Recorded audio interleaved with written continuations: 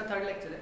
Basically पिछले class में अपन ने वेव को कैसे पहचानना है उसका मैथमेटिकल फॉर्म देखा था, ठीक है, वो जनरल इक्वेशन ऑफ वेव थी। इस लेक्चर में अपन थोड़ा स्पेसिफिक होंगे और अपन प्लेन प्रोग्रेसिव वेव के बारे में बात करेंगे, ठीक है। प्लेन प्रोग्रेसिव वेव है इस लेक्चर का टॉपिक, प्लेन प्रोग्रेसिव वेव। अब इसको समझते हैं प्लेन प्रोग्रेसिव वेव क्या है, ठीक है। प्लेन प्रोग्रेसिव, प्लेन का मतलब ये प्लेन में होगी और प्रोग्रेसिव मतलब ये हमेशा आगे बढ़ती जाएगी, क्लियर। मतलब इसमें किसी भी तरीके की डैम्पिंग नहीं होगी। इसका जो वेव का जो एम्पलीट्यूड है, मतलब बेसिकली ये वेव कुछ इस तरीके से दिखेगी हमें। इसका जो एम्पलीट्यूड है या फिर maximum displacement of the particles है वो हमेशा सेम रहेगा, राइट। तो फिर प्रोग्रेसिव के बदले जो दूसरी वेव क्या हो सकती थी, वो कुछ इस तरीके से हो सकती थी, देखना ध्यान से, क्लियर। ये डैम्प हो जाती और डैम्प होते होते एक टाइम के बाद वो खत्म हो सकती थी, ठीक है। लेकिन this is a progressive wave, it is continuously moving, clear.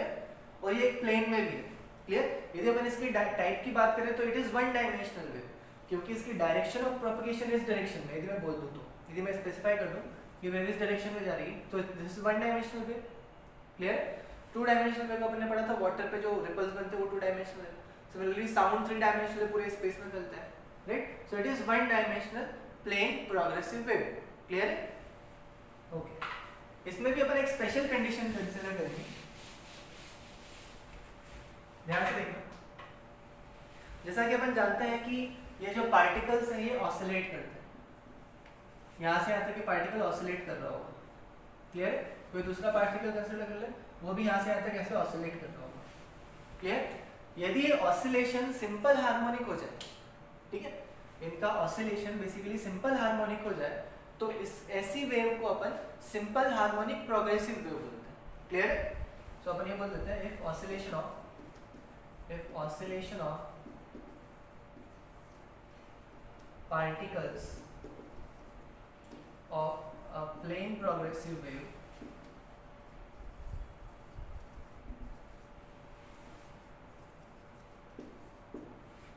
is simple harmonic,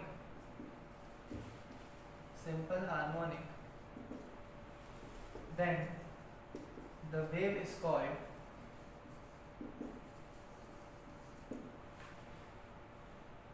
simple harmonic progressive wave, simple harmonic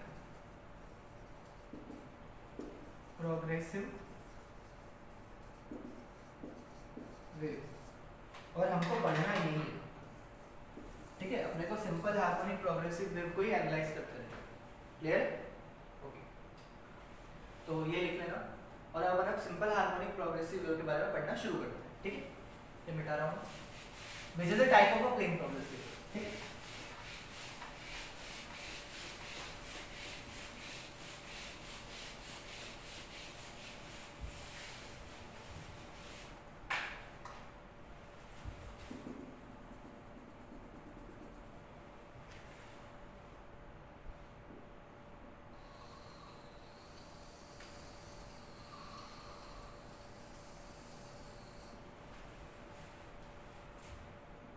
ये मैं मान लेता हूँ कि ओरिजिन, ठीक है, वेव यहाँ से यहाँ तक कंटिन्यूसली निकलती जा रही है, क्लियर। यहाँ पे बेसिकली ऑसिलेटर लगा होगा जो ऐसे ऐसे ऑसिलेट कर रहा होगा, जिसकी वजह से कंटिन्यूसली वेव प्रोड्यूस होती जा रही है।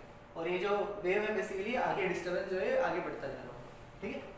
इसको मैं बोल देता हूँ let's say it is x equal to 0 और ये होगी y एक्सिस, ये होगी x एक्सिस, क्लियर। अब ध्यान से देखना, ये पार्टिकल भी ऐसे ऑसिलेट कर रहा होगा, ये मैक्सिमम यहाँ तक पहुंचेगा और इधर मैक्सिमम यहाँ तक पहुंचेगा, क्लियर। मतलब यहाँ से लेके यहाँ तक ये ऑसिलेट कर रहा होगा, क्लियर है। तो ये पार्टिकल ऑसिलेट कर रहा है और अपन बोल रहे हैं कि ये सिंपल हार्मोनिक प्रोग्रेसिव वेव है। इसका मतलब ये जो पार्टिकल ये एसएचएम परफॉर्म कर रहे हैं यहाँ पर, क्लियर। लेट्स से इस एसएचएम की जो एंगुलर फ्रीक्वेंसी है वो ओमेगा है, ठीक है। तो इस पार्टिकल 1 की अपन इक्वेशन लिख सकते हैं y1 is equal to a sin omega t. What is a here? A is basically the amplitude of oscillation, and what is omega here? Omega is the angular frequency, angular frequency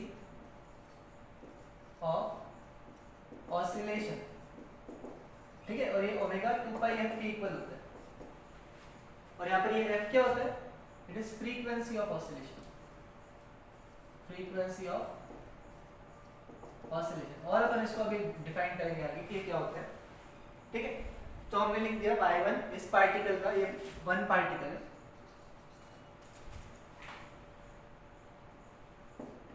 ये y1 हो गया, इस one particle का जो equation of एसएचआर है वो कुछ इस तरीके से होगा, क्लियर, ठीक है।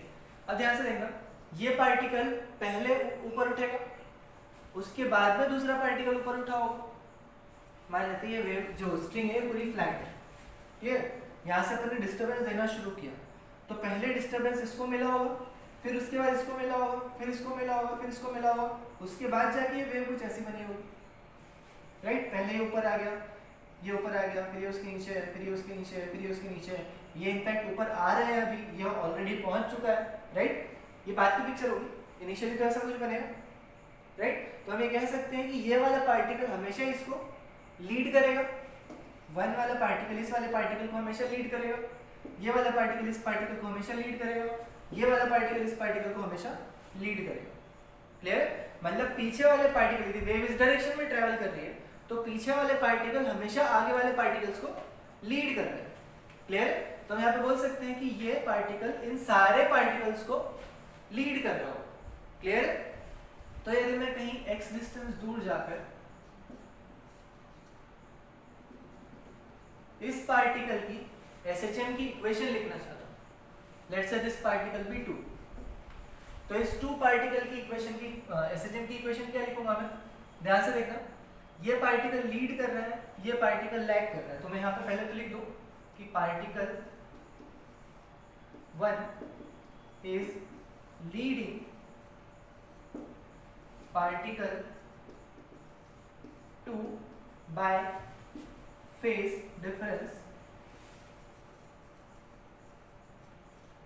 लेट्स से डेल्टा पाई, इतने फेज डिफरेंस से ये वाला पार्टिकल उसको लीड कर रहा है, ठीक है। मतलब ये वाला पार्टिकल इसको लैग कर रहा होगा, है ना। तो अपन इक्वेशन कैसे लिखेंगे y2 की, y2 must be equal to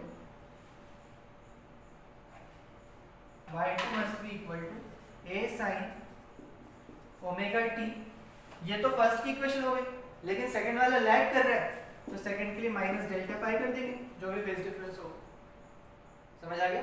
तो ये y2 की इक्वेशन होगी, ठीक है। इसको मैं लेट्स से 5 1 2 लिख देता हूँ, 1 और 2 के बीच का फेज डिफरेंस, क्लियर। ओके, इनके बीच का सेपरेशन जो इसको अपन डेल्टा x12 लिख देते हैं, डेल्टा x12, क्लियर। आगे बढ़ते हैं, अब अपन इस पे फोकस करते हैं कि डेल्टा 5 1 2 क्या होगा, क्लियर। तो ध्यान से देखना,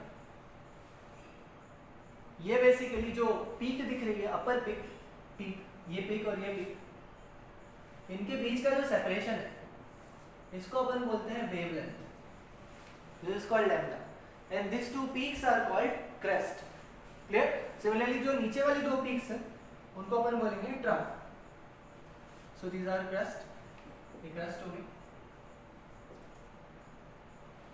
एंड दिस इज ट्रफ, ठीक है। और इनके बीच का सेपरेशन भी क्या होगा, वेवलेंथ के इक्वल। तो यहाँ से आपको पता चला लैम्डा क्या है, यहाँ पर लैम्डा इज वेवलेंथ, ठीक है, लैम्डा हो गया वेवलेंथ, ठीक है, ओके। अच्छा, अब ध्यान से देखना, ये भी ऑसिलेट कर रहा है और ये भी ऑसिलेट कर रहा होगा, ये यदि हम फिजिकली देखें तो सेम फेज में ऑसिलेट करते हुए दिख रहे हैं, है ना। लेकिन जब वेव पहली बार बनी होगी तो ये पहले ऑसिलेट करना शुरू किया होगा और उसके बाद ये ऑसिलेट करना शुरू किया होगा, clear. Let me call this point be A and this point be B, clear. तो हम ये बोल सकते हैं कि ए और बी फिजिकली हमको दिख रहे हैं कि साथ में ऑसिलेट कर रहे हैं, लेकिन मैथमेटिकली ये ऑसिलेट करना पहले शुरू हो गया होगा as compared to this point, clear. मतलब इनके बीच में फेज डिफरेंस होगा, राइट। और ये फेज डिफरेंस देखो, ये कॉस का ग्राफ दिख रहा है यहाँ से यहाँ तक का, इनके बीच में फेज डिफरेंस कितना होता है, 2 पाई का, राइट। तो हम ये कह सकते हैं कि डेल्टा फाई ए भी होना चाहिए 2 पाई। क्लियर। तो अब देखो इसको अपन जनरलाइज करते हैं कि लैम्डा पाथ डिफरेंस होने की वजह से इनके बीच में 2 पाई का phase difference. Clear.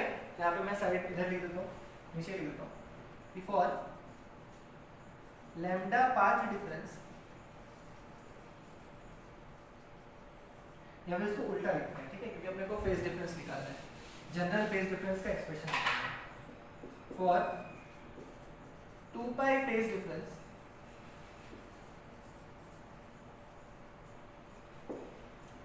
path difference is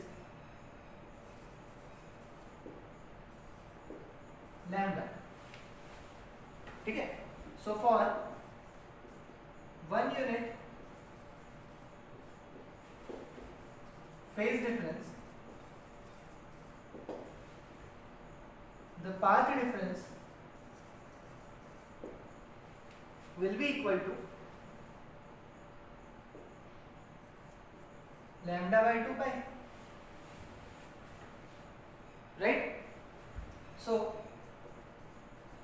अपन लिख सकते हैं, ये नीचे शायद दिख नहीं रहा होगा, इसमें घंटा के ऊपर लिख दूंगा, ठीक। अभी हमने क्या लिखा, फॉर 2 पाई फेज डिफरेंस, इतने फेज डिफरेंस की वजह से इतना पाथ डिफरेंस, राइट। तो डेल्टा फाई पाथ डिफरेंस की वजह से कहाँ लिखूँ इसको मैं, ये लिख लिया है तो मैं इसको यहीं पर लिख देता हूँ, ठीक है।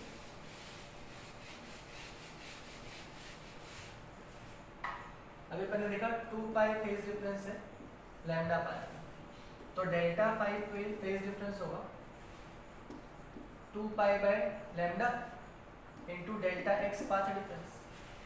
क्लियर।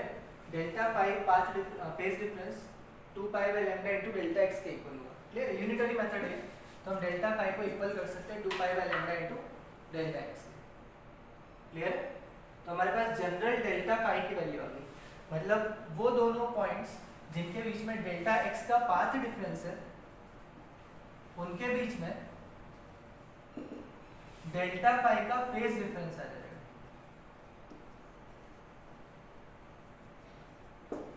ठीक है।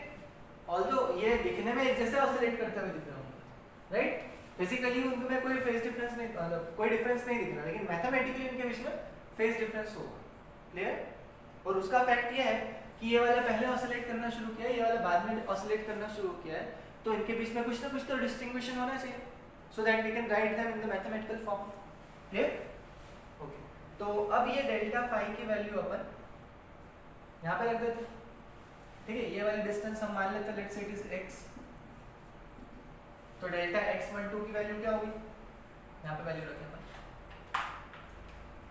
इसको मैं मिटा दे रहा हूँ, ये मिटा देता हूँ, ठीक है।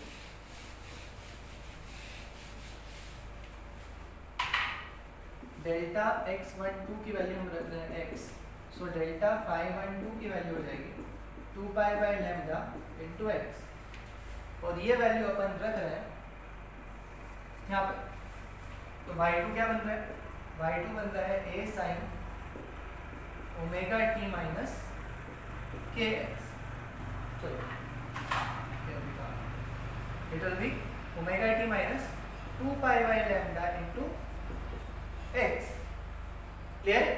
अच्छा, तो इसको मैं y2 के बदले y as a function of x and t लिख देता हूँ, so y is the function of x and t। देखो ध्यान से क्या बन गई अपनी equation, yx, t is equal to a sin omega t minus 2 pi by lambda into x। Clear. y is indeed function of x and t, so this must be equation of wave। Clear. हमने wave से SHM से start किया था particle के, और अपन ने wave की equation derive कर दी। Clear. This is called simple harmonic, simple harmonic